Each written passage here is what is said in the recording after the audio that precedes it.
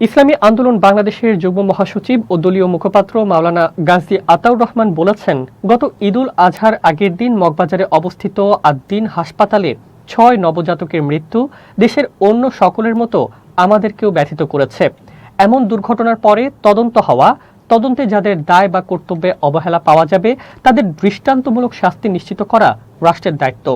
হাসপাতাল কর্তৃপক্ষের কোনো দায় থাকলে তাও শাস্তিমূলক ব্যবস্থার আওতায় আসা উচিত।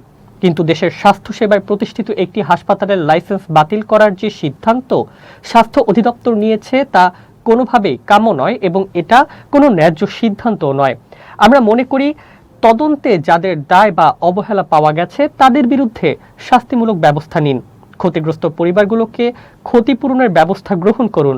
হাসপাতালের কোনো ত্রুটি থাকলে হাসপাতালকে জরিমানা করা যেতে পারে, কিন্তু কোনো অবস্থাতেই আদ-দ্বীন হাসপাতালের মতো একটি স্বাস্থ্যসেবা প্রতিষ্ঠান যাদের অবদান সর্বজন স্বীকৃত তাদের লাইসেন্স বাতিল করা যাবে না। স্বাস্থ্য অধিদপ্তরকে লাইসেন্স বাতিল করার সিদ্ধান্ত থেকে সরে আসতে হবে। এক বিবৃতিতে ইসলামী আন্দোলন বাংলাদেশের মুখপাত্র এই মন্তব্য করেন। বিস্ময় প্রকাশ করে মাওলানা গাজী আতাউর রহমান বলেন, বাংলাদেশের স্বাস্থ্য খাতের সর্বত্র অরাজকতা ও অন্যায্যতা বিরাজ করছে। অধিকাংশ হাসপাতাল মানসম্মত সেবা প্রদান করে না। যেসব হাসপাতাল মানসম্মত সেবা প্রদান করে সেখানে মাত্রাতিরিক্ত মূল্য ধার্য করে। সাধারণ ও নিম্ন আয়ের মানুষদের জন্য সরকারি হাসপাতালে মানবেতর সেবা গ্রহণ ছাড়া উপায় থাকে না। সেখানে আদ-দ্বীন হাসপাতাল ২০০০ সাল থেকে স্বল্প মূল্যে মানসম্মত সেবা প্রদান করে আসছে।